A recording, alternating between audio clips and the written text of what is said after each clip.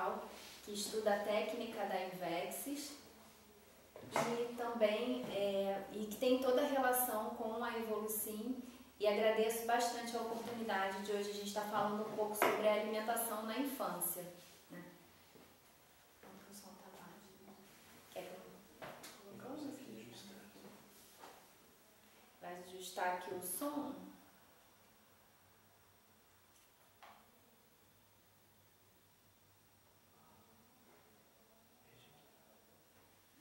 O som agora tá bom? Vocês estão conseguindo ouvir bem?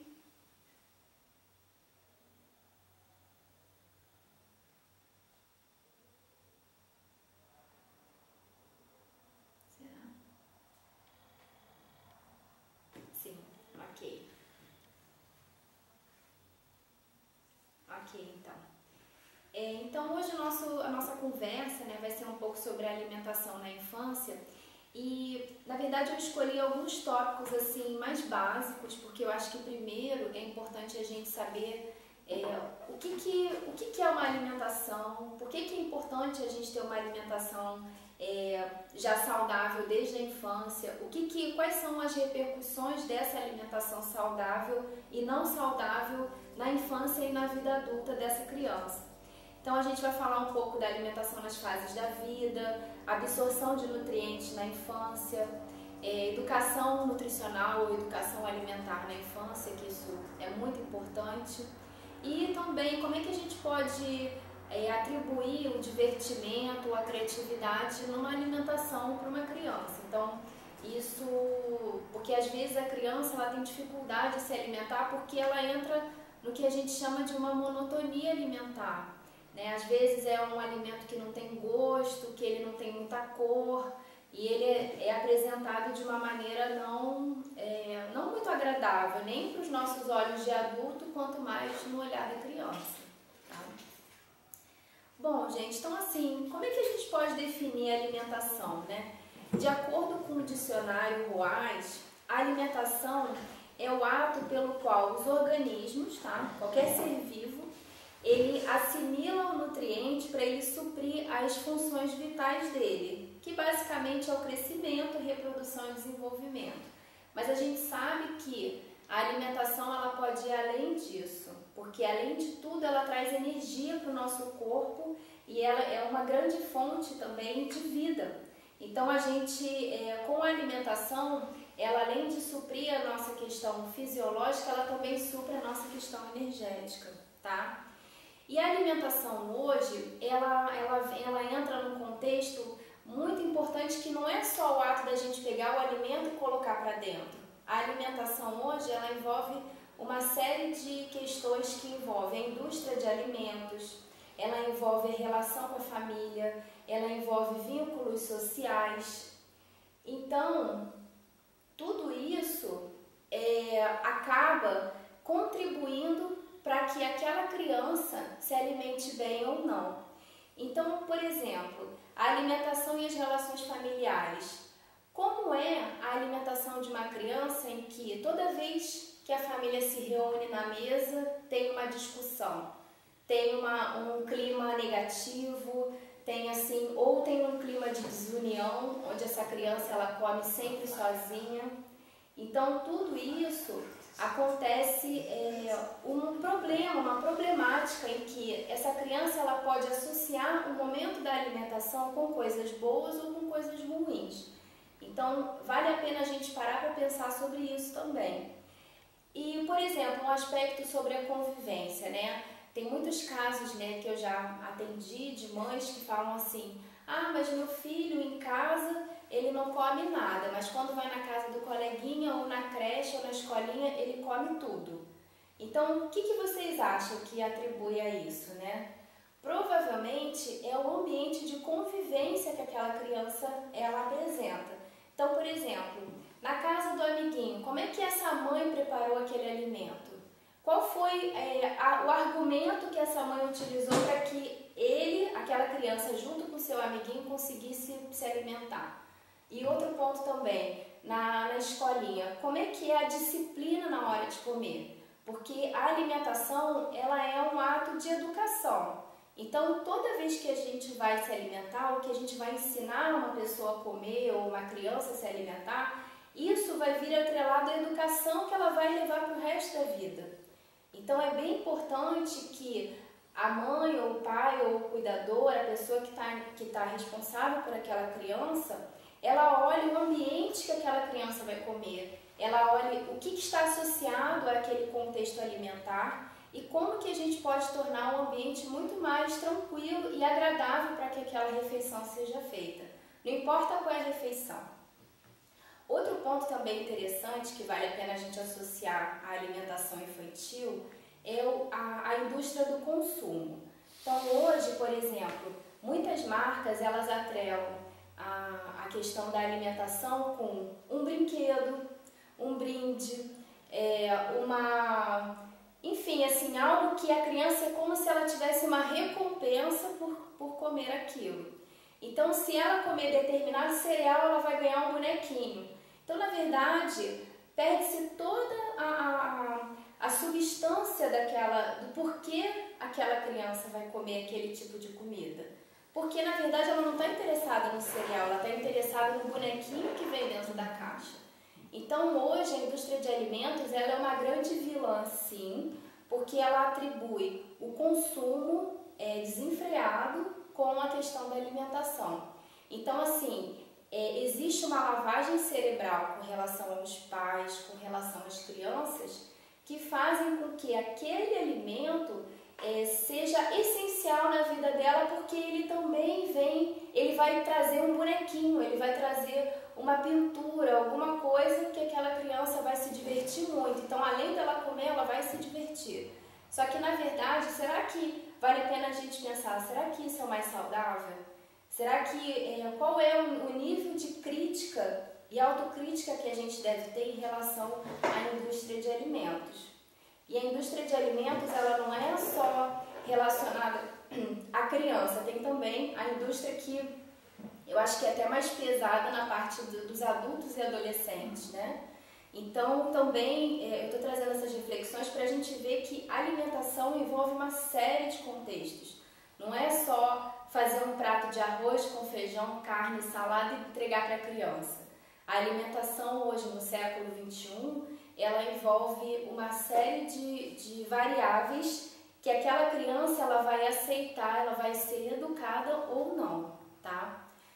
Então, dentro dessa parte da indústria ainda, de alimentos infantis, tem também a promoção de vitaminas, de minerais, de mega substâncias que existem naquele tipo de alimento, que só aquele alimento industrializado tem aquele tipo de vitamina.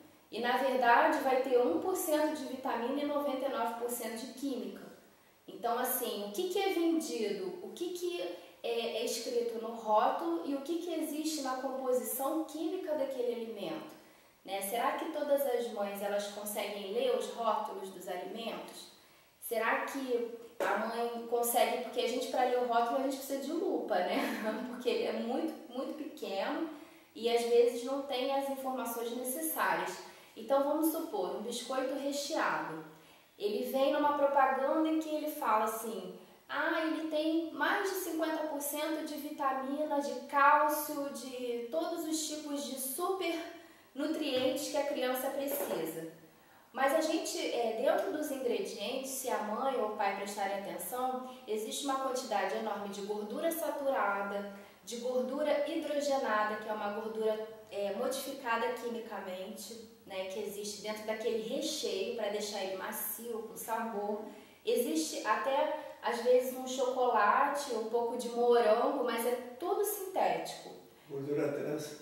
Gordura trans, então tudo isso tem muito mais malefícios do que a tal da vitamina e cálcio que eles vendem nos alimentos, tá? Então vale a pena os pais ficarem sempre atentos a essa visão, né? Sair um pouco do encantamento das cores, dos comerciais maravilhosos que a indústria infantil de alimentos coloca, que deixa aquela criança apaixonada por aquele alimento, sair um pouco daquilo e olhar com mais seriedade. Será que esse alimento vai ser importante para o meu filho? Será que esse alimento ele é essencial para o meu filho? É claro que a gente aqui, eu não estou passando para vocês um radicalismo total, tá? Porque a gente sabe que a correria do dia a dia às vezes vai fazer com que uma mãe dê um biscoito recheado para um filho, né? Faça um cachorro quente. Eu não estou falando aqui que a criança não deve comer nada nunca, mas a gente tem que saber usar o discernimento para saber qual é a quantidade de vezes que eu vou dar para o meu filho.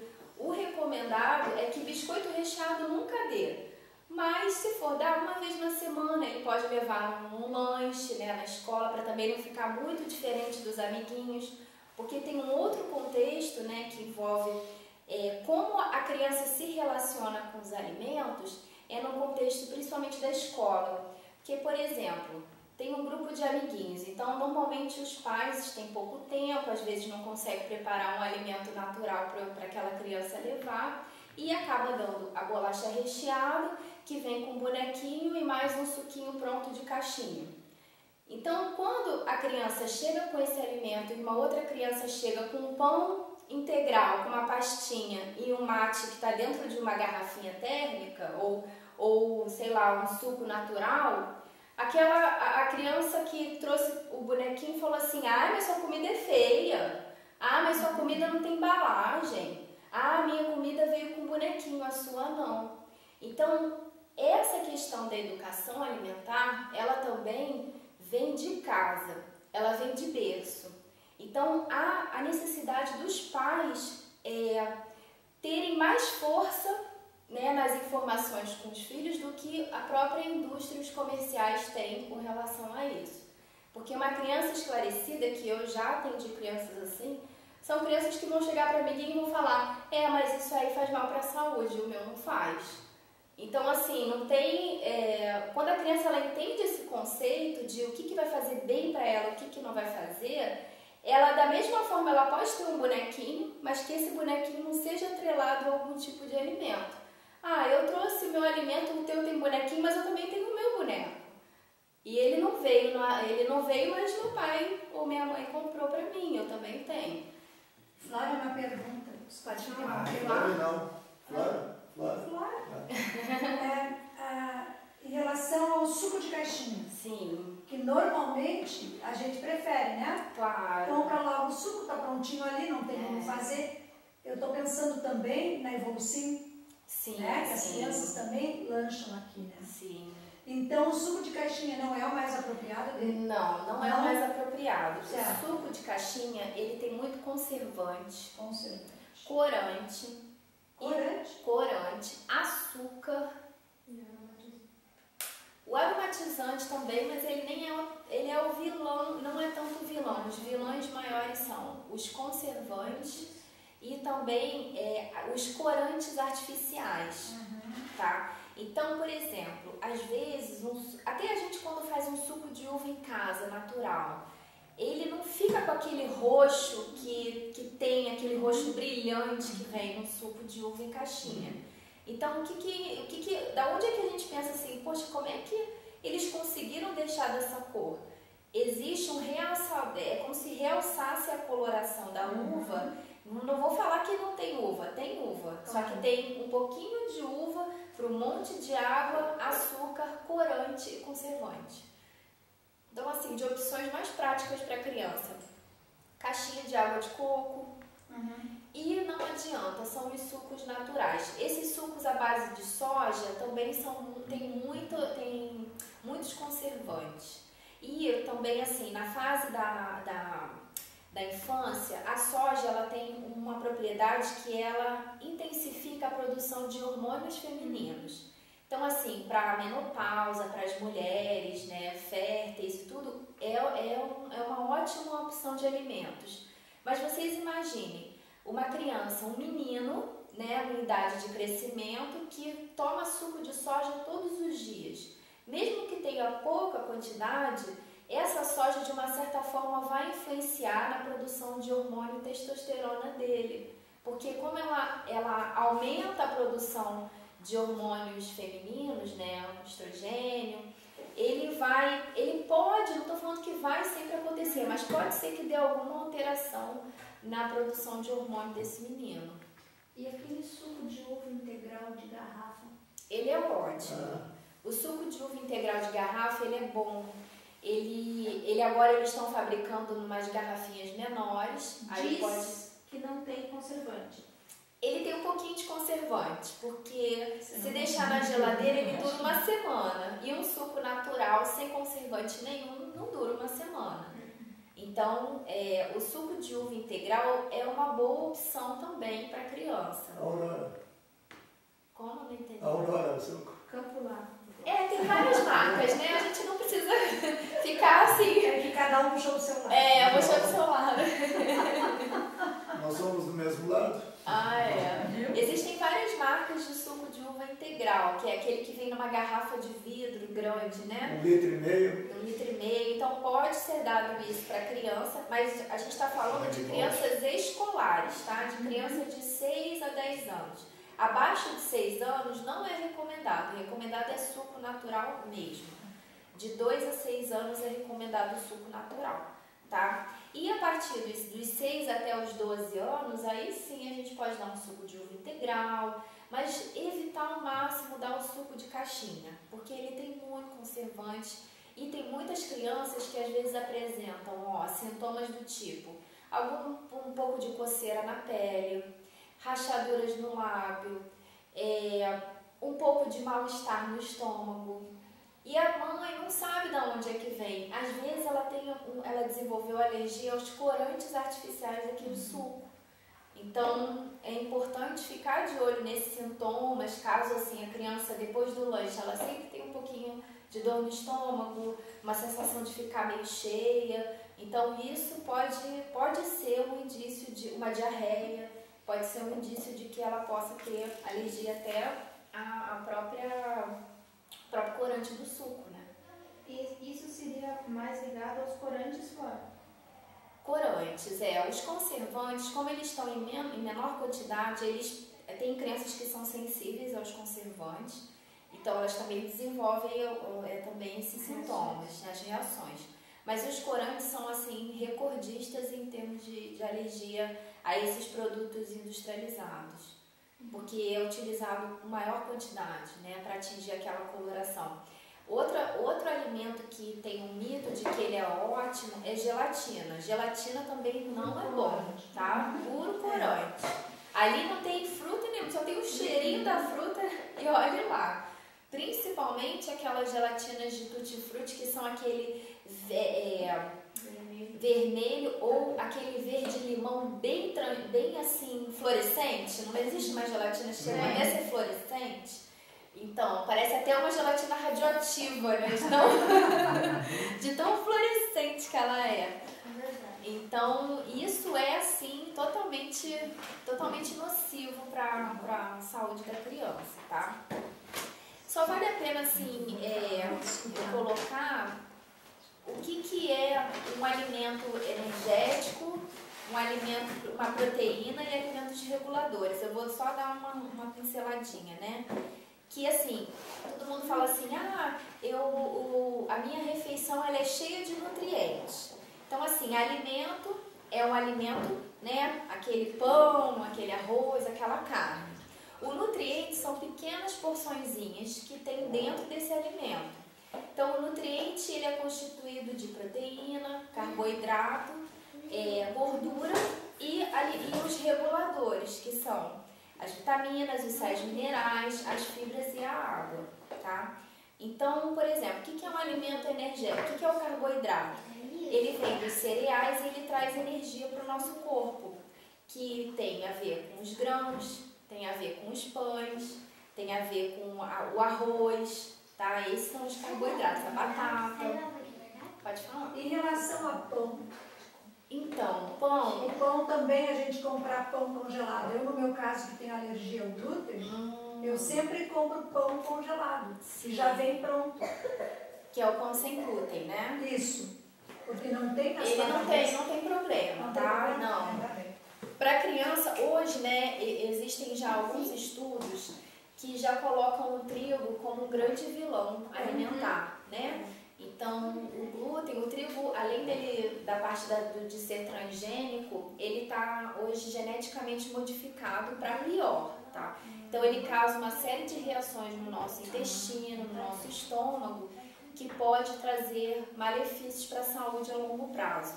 Isso aconteceu por conta de aumentar essa indústria, essa produção maior de trigo, porque é a base da alimentação mundial, né?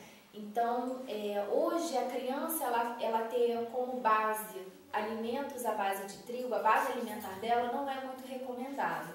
O melhor mesmo é ela ter como base as carnes, os cereais que vêm da terra, né, que são os tubérculos, que a gente chama, que é a batata doce, o inhame, mandioca, tá? E também algumas coisas integrais, mas tudo que envolve assim muito grão, muita coisa integral, pode também causar muitos gases na criança, porque ela ainda não tem o intestino totalmente formado. Então, às vezes, até dependendo, 2 vezes na semana, a criança pode comer um pão, até que não precisa ser integral, tá? Mas o negócio é se todos os dias ela come assim, existem crianças que comem 4 fatias de pão, né, integral, ou 2 pães franceses, do tipo francês, ou comem, enfim, muita bolacha, água e sal. Então, esse tipo de alimento acaba sendo em excesso para essa criança. E às vezes, como ele é mais prático, que ele já está pronto, aí a mãe já serve aquilo e às vezes esquece de dar frutas e outros tipos de raízes para essa criança, que pode ser substituído. Tudo isso, por isso que eu estou colocando essa importância do alimento e a relação da família, porque tudo isso depende de como essa criança vai ser educada, né? Porque às vezes tem criança que fala assim: mas no café da manhã, como que eu vou comer um purezinho de batata doce? Isso não é comum, meus amigos não comem isso. Então, assim, é necessário explicar toda a questão para o filho e como que ele vai ser criado, né? Por exemplo, eu na minha infância, minha mãe era super natureba, então eu fui criada com comida japonesa, assim, arroz integral, que na época nem existia isso. E eu lembro que eu, como criança, falava assim: poxa, mas eu como esse arroz, e meus amigos não comem esse arroz. Eu vou na casa deles e eles não comem. E eu me lembro que minha mãe falava assim: esse arroz ele vai fazer melhor para a sua saúde do que os outros.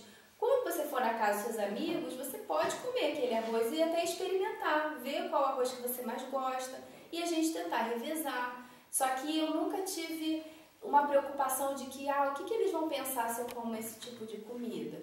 Porque na minha casa isso era algo mais natural. Então não adianta que tudo vem dos pais. A gente é que tem que ter, os pais é que tem que ter assim, mais consciência na hora de educar e falar: não, você não vai ser diferente porque você come esse tipo de comida.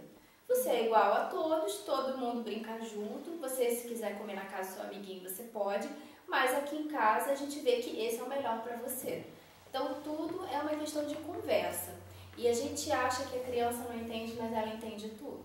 Então, assim, tudo que a gente puder conversar e jogar limpo, é isso aqui, não precisar mentir, não precisar esconder alimento, né? Até mais pra frente tem, eu vou falar um pouco sobre isso, mas tem criança, tem mãe que fala assim: se meu filho vê um brócolis, ele vai ficar com nojo. Então eu vou bater ele no liquidificador, vou jogar dentro do feijão e vou servir. Tá errado. Porque assim, o que é o melhor? É pegar e mostrar, apresentar: olha, isso aqui é um brócolis, isso aqui faz bem, tem vitamina C, faz muito bem para nossa saúde. Experimenta, vê se você gosta. Aí a criança: não, já não gosto, né? Nunca experimentou e não gosta. Aí fala assim: não, primeiro tem que experimentar, olha como ele é gostoso, olha como ele parece uma árvore. Então, assim, existem todas as formas da gente mostrar e apresentar esse alimento para a criança, né? Brócolis é bom. Brócolis não é bom, gente? É bom, né, Mariana? Léo, tu também acha bom? Não acho. Não acha? Léo, poxa. É muito bom. Para a saúde, é. Então, outro ponto, né, assim, que vale a pena também colocar é a questão da alimentação variada, né? Então, por exemplo, eu já atendi mães que falam assim: meu filho não come frango. Tá, mas como é que você prepara? Ah, eu pego o peito de frango, taco dentro da água, deixo ferver bem, ele fica bem branco. E aí eu só ponho o salzinho e dou. Gente, nem eu vou conseguir comer isso. Né? Que coisa ruim. Porque não tem tempero, não tem nada. E isso também, a criança também não vai comer. Então, acho que tem um bom senso de quem prepara a comida, de olhar e falar assim, o que vai me apetecer, o que vai me deixar com vontade de comer. É o que provavelmente as crianças também vão ficar com vontade de comer. Então, por exemplo, vai fazer um peito de frango, tempera com alho, com cebola, com ervas. Até é uma boa, né? Acho que na Evolução também vai ter a parte de fazer plantações e hortinhas de temperos. Então, na minha casa, por exemplo, eu moro em apartamento, eu tenho uma mini hortinha e quem puder ter, a criança participa também de como é que é germinado aquela semente, como que sai aquela folhinha que vai ajudar na alimentação dela. Então, assim, o manjericão, alecrim, ervas são, assim, é só a pimenta do reino que, assim, a gente não recomenda muito para a criança ficar comendo. Mas a vermelha não dá. Ah, não, também eu não recomendo pimenta de nenhum tipo, mas, assim, depende da quantidade, né? Mas, assim, o manjericão, alecrim, alho, cebola, um pouquinho de sal, tudo isso a gente tempera o frango, faz ele para ele ficar bem suculento, põe um pouquinho só na frigideira sem óleo, aquela frigideira que não gruda, né? E aí vai botando, adicionando um pouquinho de água, até ele ficar com uma aparência marronzinha, bonitinho. Então isso é que vai fazer com que aquela criança olhe e fale, um peito de frango gostoso, né? Às vezes até um fígado, né? Que as pessoas ficam com nojo, não vou comer. Para o fígado não ficar amargo, tem que tirar uma película que tem, né? Então às vezes faz de qualquer jeito e não é igual um bife, tem que ter todo um preparo, aí põe um pouquinho, deixa ele cozinhar um pouco. Então assim, não adianta, a alimentação tem que também saber a preparação e como servir isso para aquela criança, né? Então assim, uma alimentação variada, com os nutrientes, né? Um grupo de carboidrato, um pouco de proteína que vem das carnes, um pouco de alimentos reguladores, que são as fibras, que é ou uma verdura, um legume, e também a parte da gordura, que tem já entranhada na carne e que essa gordura ela faz bem para a criança. A criança ela precisa de gordura para ela crescer. A partir dos 15 anos, ao adolescente, aí a gente já começa a tirar um pouco essa gordura, porque aí já não precisa de tanto, porque já cresceu o suficiente, né? Até 26 anos a pessoa pode crescer. Mas o ápice do crescimento vai até os 18 anos. Então, entre 15 e 18, gordura em excesso já faz a pessoa engordar. Então, não é recomendado. Mas para criança, assim, um leite, às vezes um leite integral, a gordura, ter a carne com um pouquinho de gordura, isso é bom, tá? E aí contrabalança com frutas, com as fibras, que ajudam a estabilizar o colesterol da criança, tá? Agora, a Fabiana, ela tinha perguntado um pouquinho antes sobre a questão da bisnaguinha, não sei se você chegou a falar. Não vi. E a questão que ela falou agora das carnes, em relação aos hormônios, né? Como evitar isso? Tem como? Tem sim. A bisnaguinha é famosa. A bisnaguinha é muito famosa. Ela não é recomendada comer todo dia, tá? Porque ela tem uma quantidade muito grande de gordura.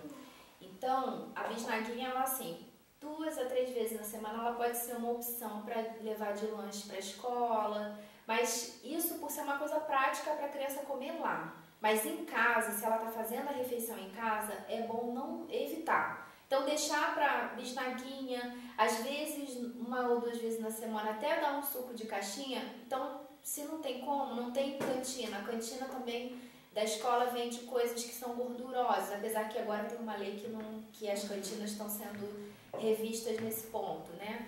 Mas, assim, não é recomendado dar todo dia, de 2 a 3 vezes. Aí tem que ver o peso da criança para saber se vai ser 1 ou 2 bisnaguinhas. E também, assim, se for para passar entre o requeijão e a manteiga, escolha a manteiga, porque o requeijão é muito gorduroso. Mesmo o light, tá? O light só reduz, assim, de 30% de gordura.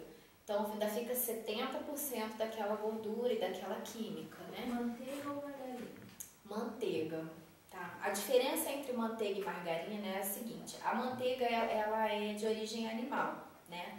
E ela e a forma como ela é feita é mais natural. É feito a adição de um composto químico e por bateção, né, que a gente chama, vai, mexe e aí ela se transforma na manteiga.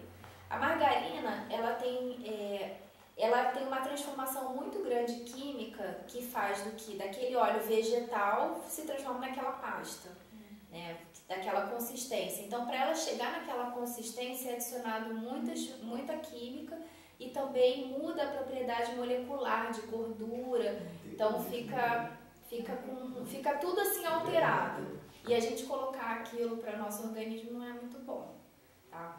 Então, manteiga, o que depois eu também iria falar aqui, mas a gente já pode falar agora, é ter assim um cardápio de pastinhas, sabe? Pastinhas de cenoura, pastinhas de legume, pastinhas de talos de legumes. A pastinha mistura com o quê? Desculpa. A pastinha, ela pode ser misturada, ela pode ser, por exemplo, uma pasta de cenoura.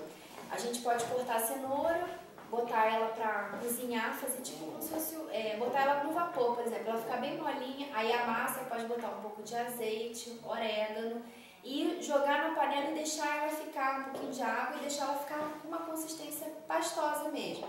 E aquilo a gente pode botar no pão, a gente pode colocar um pouquinho de ervas também. Então, é uma maneira da criança comer a cenoura e junto com o pão. Ou com um biscoitinho, pode ser uma torradinha integral também. Aí ela vai se acostumando com esse tipo de comida, assim. Não é que, talvez não vá ser feito isso todo dia, mas assim, pode ser uma opção, por exemplo, como para o recreio, vamos supor, a criança estuda de manhã, se essa pastinha foi feita antes dela ir para a escola, ou um dia antes estava guardada na geladeira, põe na lancheira, até a hora do recreio ela não vai estragar, então ela pode comer. E existem outros tipos também de pastinhas, por exemplo, de legumes, pode botar abobrinha, pode botar cenoura, bater tudo, temperar e levar no forno para ele engrossar. Aí também pode ser uma pastinha, temperar com azeite. Então, tem algum lugar que a gente pode pegar que tem assim essas receitas? Eu tenho muitas receitas, eu posso disponibilizar para vocês. Eu acho bom, né? Se não me engano, eu acho que o site do Sesc, ele tem alguma coisa, mas eu tenho também bastante receita, eu vou disponibilizar para vocês, de sucos e pastas, bem variados, sabe? Que é uma boa alternativa. E também esse prato ele precisa ser colorido, né? Isso aí toda nutricionista, a gente vê na TV que pelo menos 5 cores ou 4 cores. Um prato que ele tem muito o tom marrom e amarelo, ele é um prato com a tendência de ser gorduroso. Então assim, vamos supor um prato com tom amarelo. A pessoa tem um arroz, uma batata, ou uma batata frita, ou um bife à parmegiana, ou um bife à milanesa, que é meio marrom, e mais um outro tipo de legume que esteja frito ou que esteja dourado, né? Então esse tipo de coloração predominante não é a melhor. A melhor são os tons de laranja, o tom da berinjela, né? Mais assim roxo, a beterraba, a cenoura, arroz, feijão, a carne. Então sempre a gente tentar ter pelo menos 4 tipos de cores no prato, né? Outra parte, o prato também ele tem que ser harmonioso. A gente também não tem como assim, igual eu falei, tem muita mãe que fala assim, mistura tudo aí, engole e come, né? Então assim, fica aquela miscelânea, aquela mistura toda no prato e às vezes isso não é legal para a criança, né? Então assim, separar o feijão, se a criança gosta do feijão em cima do arroz, não tem problema, põe o feijãozinho em cima, ou se não põe o feijão, o arroz, a batata ou o legume, né, assim, o chuchu, a cenoura, ou a beterraba e a carne, e um pouquinho da verdura. Tudo no seu devido lugar. Tem até aqueles pratos que fazem uma separaçãozinha, às vezes para mostrar é bom. Às vezes para comer ele é um pouquinho complicado, né, porque a criança depois ela não mistura muito. Mas para apresentar, às vezes vale a pena, olha como é que esse prato tá bonito e tal. Então também é preciso ele ser harmonioso. E também tem tem a parte da segurança alimentar, que assim, como que a gente condiciona esses alimentos na geladeira, como é que dá sempre preferência aos alimentos frescos, tá? Sempre bem lavadas, as verduras, porque a criança tem um sistema imunológico um pouquinho mais frágil, né? Então, para lavar as verduras, a gente coloca 1 litro de água e pode botar 1 colher de sopa de água sanitária, não tem problema. E aí mistura nessa água, deixa aquelas verduras de molho por 10 a 15 minutos, escorre aquela água, se quiser passar água filtrada para de repente tirar algum excesso, algum resíduo, que não fica, tá? Essa diluição da água sanitária com a água não fica nenhum resíduo, tá? É seguro para comer. E aí passa essa água filtrada e aí espera secar. Então, quanto mais sequinha ficar a folha, melhor, que ela vai durar mais na geladeira. Então, se quem tiver aquele secador de salada funciona bem, né? E também se puder secar, às vezes lava bastante tomate ou algum legume, seca no papel toalha e guarda naqueles plásticozinhos transparentes, né? E isso a gente vai ter um bom condicionamento. Isso é para tirar, tanto, lógico, a sujeira, mas também a questão do agrotóxico é difícil tirar, não é? Ele tira um pouquinho só. Nesse caso, assim, por exemplo, aqui na região do Paraná, a gente tem muita quantidade de agrotóxico. Eu sempre recomendo que descasque todos os alimentos, sabe? Ofereça para as crianças sem casca. Vai ter uma quantidade menor de fibras? Vai. Mas a gente pode suprir essas fibras dando mais verduras para ela. Então, assim, vale a pena porque aqui realmente, às vezes eu pego assim um alimento do mercado, parece que eu sinto o cheiro do agrotóxico, assim. Então, e uma outra maneira, assim, escolher os alimentos que são menores. Então, às vezes, por exemplo, tem um tomate, né? Aquele tomate que é enorme, assim, vou pegar esse que está bem vermelho, bem grandão. Não é recomendado, porque ele está com mais agrotóxico do que um que é menorzinho, que se desenvolveu menos, né? Então, mas assim, olha, essa questão do agrotóxico e dos hormônios da carne, como foi a Patrícia, né? Eu não sei quem perguntou. A Flávia, a Fabiane. Acho que daria uma outra palestra, sabe? Porque a gente tá com esse problema muito sério e às vezes a gente vai ter que fazer uma economia de males, tá? O que é economia de males? Descasca o legume e dá para essa criança. Tenta ver legumes que estão na safra, né? Isso a gente pode ver também no site do próprio SESC e na internet mesmo. Qual é a época do ano e qual é o legume e a verdura que são mais fáceis da gente encontrar, né? Isso também ajuda porque como o clima já é propício para eles nascer, então é utilizado um pouquinho menos de agrotóxico, tá? Nos alimentos que são da safra. Sobre os hormônios da carne, existe também a carne orgânica, né, que a gente chama. Então, a gente sempre dá preferência aos alimentos orgânicos. Aqui em Foz do Iguaçu, a gente tem alguns lugares que oferecem, em outros lugares do Brasil e também do mundo, até fora do Brasil, às vezes é até mais fácil ter esses alimentos do que no próprio Brasil, por conta da indústria, né, e enfim. Mas assim, a gente sempre dá preferência para os alimentos orgânicos se a gente sabe a procedência daquele alimento, então não precisa tirar a casca. Se tem certeza que ele é orgânico. Se tem um pouco de dúvida, na dúvida tira. Descasca e faz o que está no miolo, né? A carne é a mesma coisa. Existem alguns locais que produzem carne mais natural, tá? Sem hormônios, porque... por exemplo, essas carnes já prontas, congeladas, todas elas têm muito hormônio. Então, não é bom.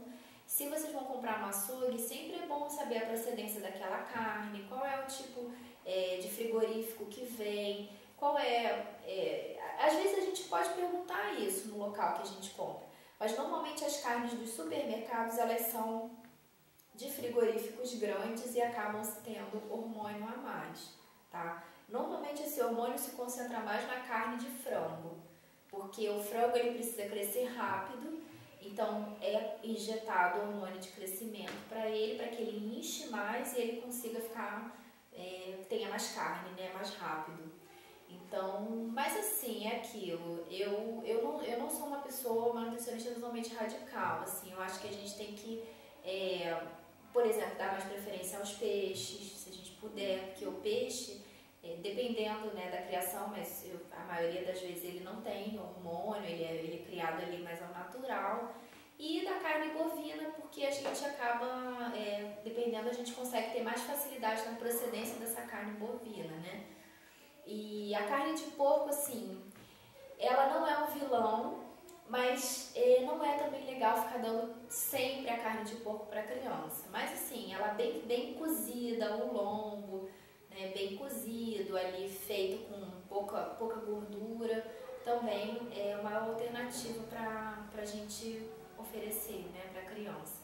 E é real isso, Flora, que falam que o hormônio no alimento, hoje em dia, aí as meninas desenvolvem mama mais cedo, a menstruação bem mais cedo, tem uma relação mesmo? É real isso? Tem uma relação, sim, mas também tem uma relação com a precocidade da geração, assim. Não só os alimentos. Não só os alimentos, Também a gente vive hoje numa sociedade, século XXI, muito acelerada.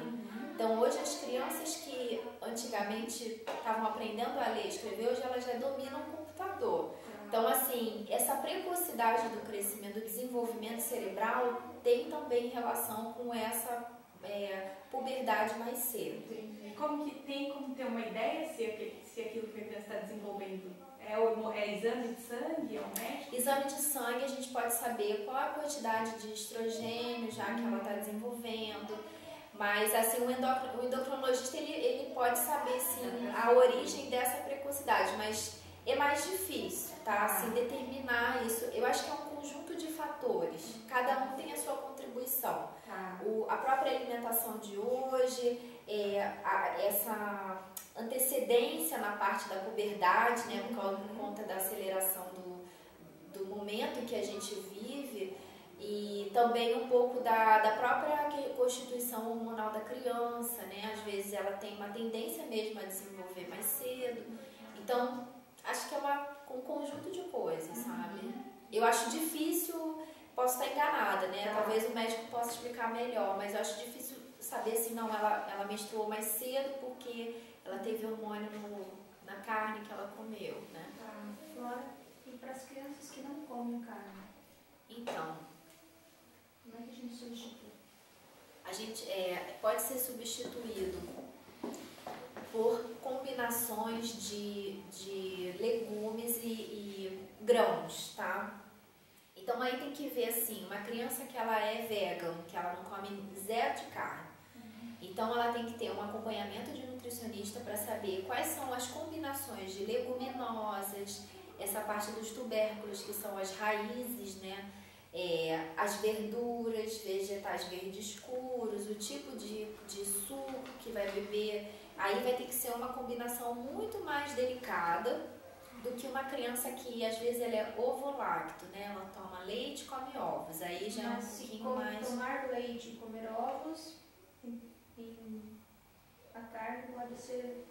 Ela fica mais fácil de suprir algumas vitaminas que só existem na carne, né? Por exemplo, na carne existe um tipo de ferro que é o ferro M.